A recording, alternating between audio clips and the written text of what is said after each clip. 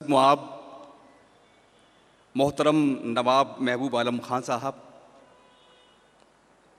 جو اس مشاعرے کے نگراں اور محتمم تو ہیں ہی، لیکن یہ طے ہوا کہ آج کے اس تاریخی مشاعرے کے صدر عالی وقار بھی محترم محبوب عالم خان صاحب ہیں۔ چنانچہ ان کی اجازت سے میں مشاعرے کا آغاز کرنا چاہتا ہوں۔ ایک بار آپ تالیوں کی گڑگڑاہٹ میں اس بات کا یقین دلائیں کہ آپ لوگ بہت شکریہ۔ عزت مآب نواب محبوب عالم خان صاحب، محترم نوین متل صاحب سینئر IAS، عمر جلیل صاحب سینئر IAS، معزز شورائے کرام اور تہذیبوں کے شہر حیدرآباد کے مہذب سامعین کرام، میر کی ایک ربائی مجھے اس وقت یاد آ رہی ہے۔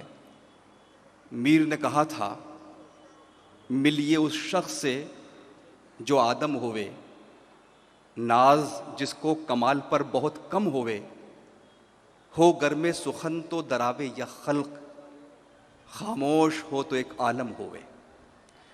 ان چار مصروں کے آئینے میں ہم نواب شاہ عالم صاحب کی شخصیت کو دیکھ سکتے ہیں، جن کی یاد میں یہ 5واں مشاعرہ منعقد کیا جا رہا ہے۔ محترم نواب شاہ عالم صاحب کی شخصیت کو چند لفظوں میں سمیٹنا بڑا مشکل کام ہے۔ ان پر تھیسس لکھے جا سکتے ہیں، لکھے گئے ہیں، ان پر سیمینار کئی دن کا ہو سکتا ہے، اس لیے کہ شخصیت ایک تھی، لیکن اس نے اپنے بے شمار چاہنے والے پیدا کیے تھے، اس لیے کہ اس نے وہ کام کیے پوری زندگی کہ جو کام سرکاروں کو کرنے چاہیے، جو کام اداروں کو کرنے چاہیے، جو کام تنظیموں کو کرنے چاہیے، وہ کام تنہا محترم شاہ عالم خان صاحب نے کیے۔ اور ان کاموں میں تعلیم کا کام تھا، صحت کا کام تھا، یہ وہ کام تھے جو انسان کے بنیادی حقوق میں شامل ہیں۔ ایک ایسی شخصیت کہ جب ہم ان کا تصور کرتے ہیں تو ایک شیروانی پہنے ہوئی ایک شخصیت اور رومی ٹوپی کے ساتھ سرخ گلاب لگانے والی وہ شخصیت، دراصل چاہے ان کی شیروانی ہو، چاہے ان کی ٹوپی ہو، یا ان کا وہ سرخ گلاب ہو، یہ اس شخصیت کے مختلف پہلوؤں کا احاطہ کرتے ہیں۔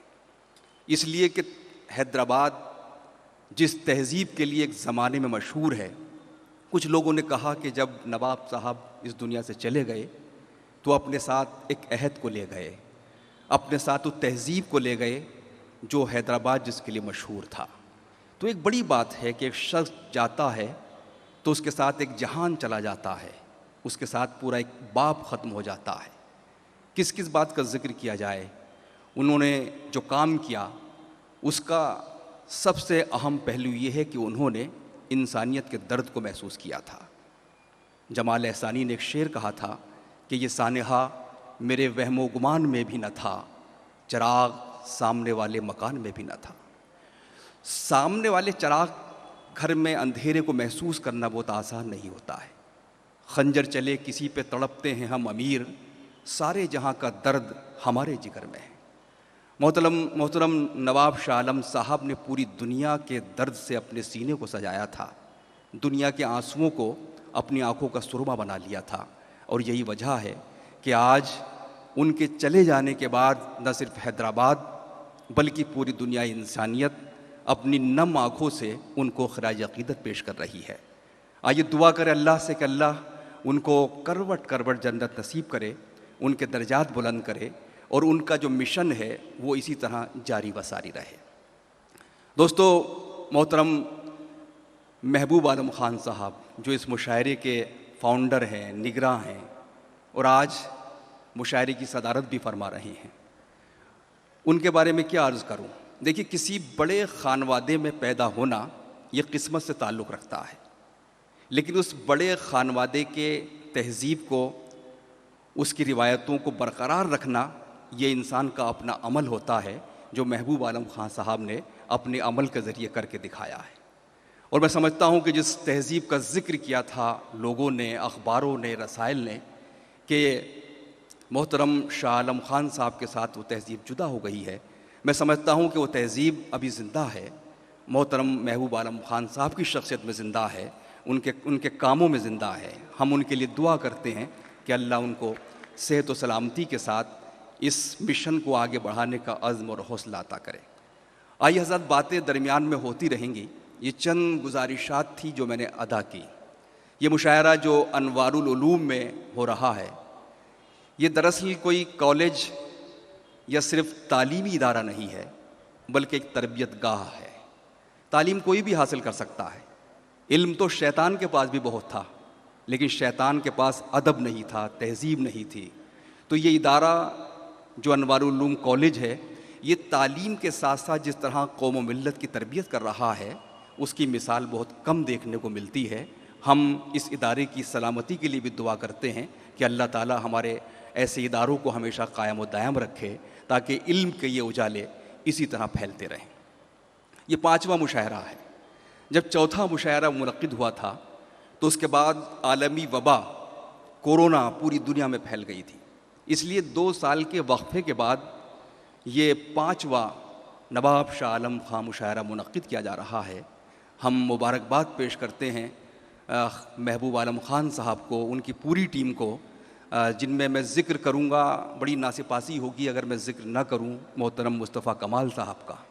مصطفیٰ کمال صاحب جو اپنے آپ میں ایک ادارہ ہیں، محترم نورانی صاحب، محترم سجاد صاحب، اور ان کا اسٹاف پورا کالج کا، جس میں سبیحہ تبسم صاحبہ ہیں، دیگر لوگ ہیں، کہ ان لوگوں کی ٹیم نے جس طرح سے یہاں شعراء کو جمع کیا ہے، وہ ایک بڑی بات ہے۔